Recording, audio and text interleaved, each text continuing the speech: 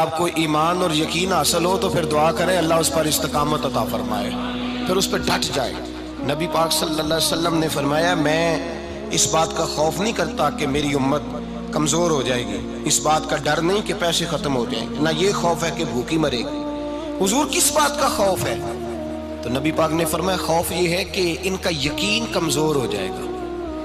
یاد رکھیں اگر اعتبار نہ ہو تو گھر نہیں چلتا، تو اگر اللہ رسول پر یقین کامل نہ ہو تو پھر بندہ مسجد نہیں آ سکتا، پھر اس کا دین نہیں چلتا، پھر اس کے لیے مشکل ہے نماز، پھر اس کے لیے مشکل ہے راہ خدا میں خرچ کرنا۔ میرے نبی پاک نے فرمایا یوں نہ کہا کر کہ یا اللہ چاہے تو دے چاہے تو نہ دے، جب مالک سے مانگ تو کہا کر یا اللہ تجھی سے مانگنا ہے، میں لے کے اٹھوں گا، تو مجھے دے گا۔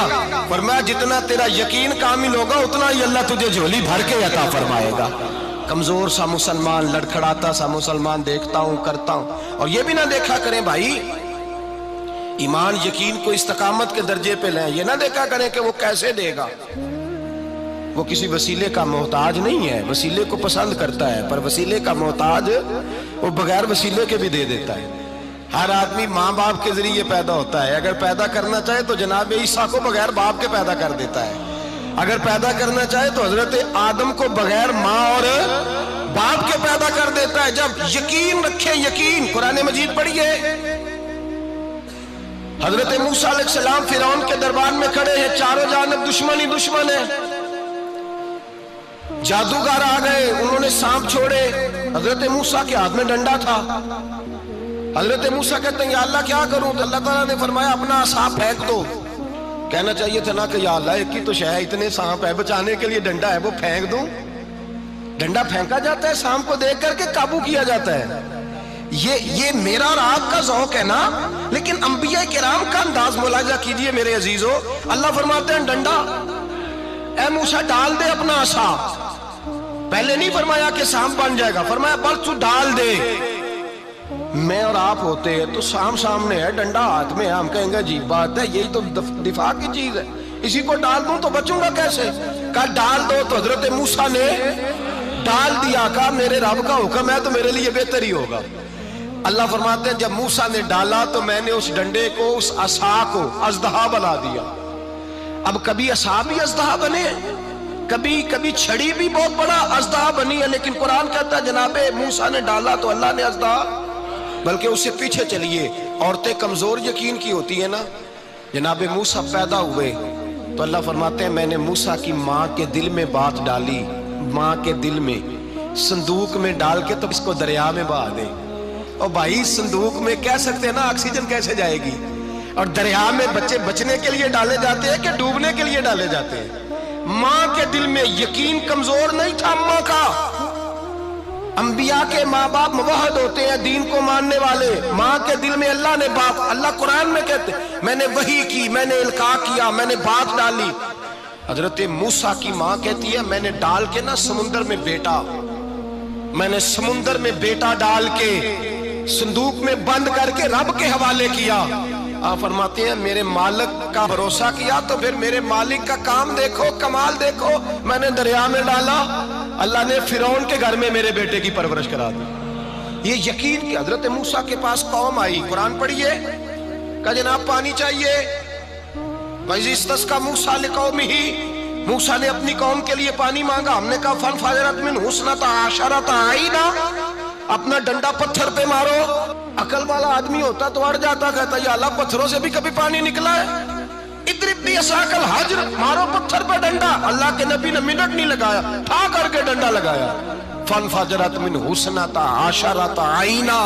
اللہ فرماتے ہیں جناب موسیٰ نے ایک عصا مارا، میں نے 12 چشمے جاری کر دیے۔ تو لے تو لا اللہ کرتا ہے، اللہ کہتا ہے پڑھ نماز روزی دوں گا، کہتا ہے سوچتا ہوں۔ اللہ فرماتا ہے آجا مسجد میں تیرا ہو جاؤں گا، کہتا ہے دیکھتا ہوں۔ رب فرماتا ہے تو میرے محبوب کی غلامی کر، میں تجھے محبوب بنا لوں گا۔ تو کہتا ہے تھوڑا بڑا ہو کے داڑھی رکھنی ہے، ابھی سیانا ہو کے میں ذرا سرٹیفکیٹ لے لوں اسرائیل سے کہ کتنے سالوں کے بعد آئیں گے، پھر شروع کروں گا۔ پروگرام بنا رہا ہے، ابھی تو ارادے میں ہے۔ اللہ کے پیغمبر کا ڈنڈا، اور اس سے زیادہ آگے بات ہو گئی، پیچھے فوج لگی ہوئی ہے فرعون کی، مجمع ہے، ہزاروں لاکھوں کا لشکر لے کے، تلواریں نیزے، فرعون پیچھے، آگے دریا آ گیا۔ حضرت موسیٰ علیہ السلام کھڑے ہیں، اب کدھر جائیں؟ اللہ پاک نے فرمایا مارو ڈنڈا۔ کہاں؟ پانی پہ ڈنڈا مارو۔ اب حضرت موسیٰ علیہ السلام پانی پہ ڈنڈا مارے تو پانی ابھرے گا، اس سے زیادہ کیا ہوگا؟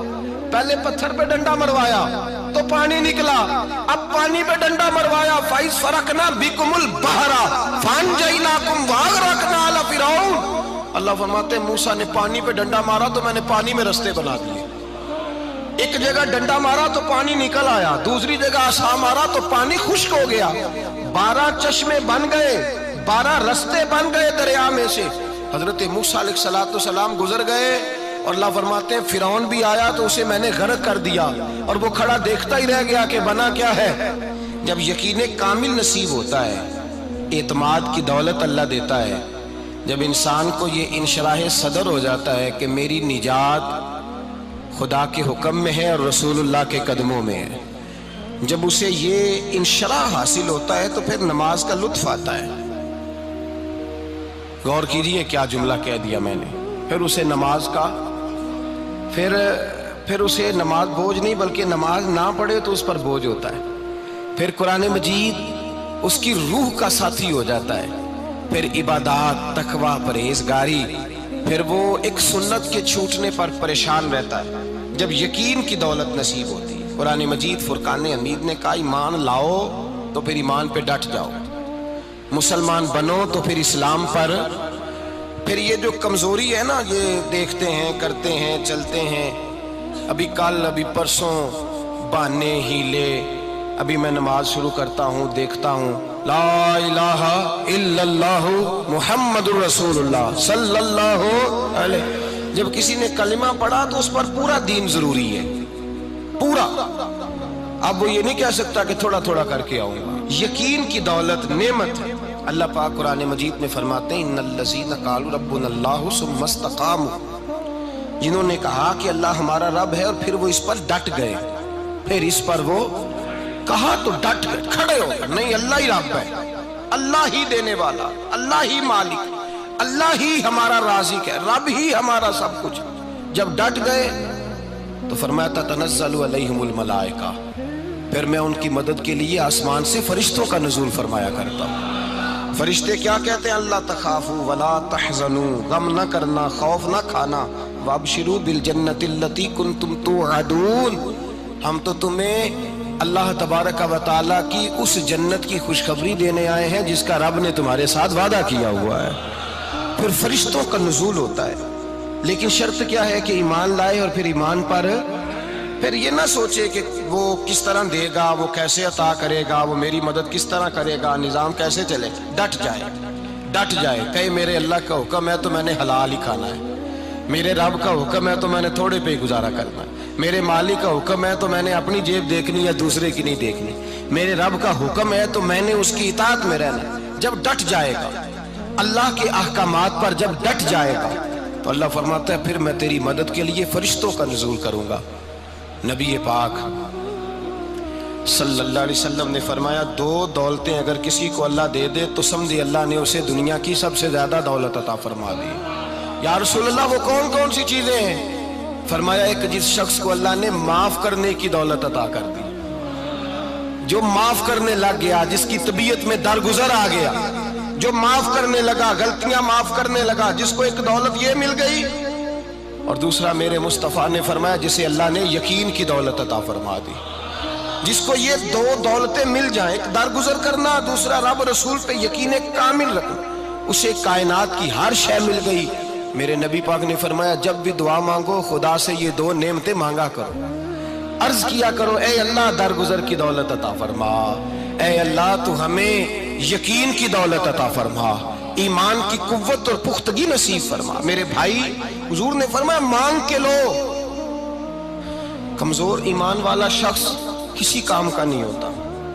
جس آدمی کے ذہن میں شک کا بیج ایک دفعہ جنم لیتا ہے وہ آدمی تو غلام سے بدتر ہے، بے کیف سجدہ، روٹھی روٹھی سی عبادت، اس کی زندگی کیفیات سے خالی ہے۔ جس شخص کو پتہ چل جائے نا لوگ میرے مخالف ہیں، اس کا تو سجن رہتا ہی کوئی نہیں۔ اصل بات یہ ہوتی ہے کہ یہاں سوچ بیٹھا ہے کہ دنیا میرے خلاف ہے، یہاں مخالفت یہاں بیٹھ گئی ہے، دو بندے باتیں کر رہے ہیں تو پریشان ہے، میرے خلاف ہی لگے ہوئے ہیں، میری ہی بات ہو رہی ہے، کیونکہ اصل تکلیف کہاں ہے؟ اور اگر یہاں یقین کامل ہو گیا نا کہ سارے مجھ سے پیار ہی کرتے ہیں، تو پھر دو بندوں کو بات کرتا دیکھیں گے تو یہی سوچے گا میری تعریفیں کر رہے ہیں۔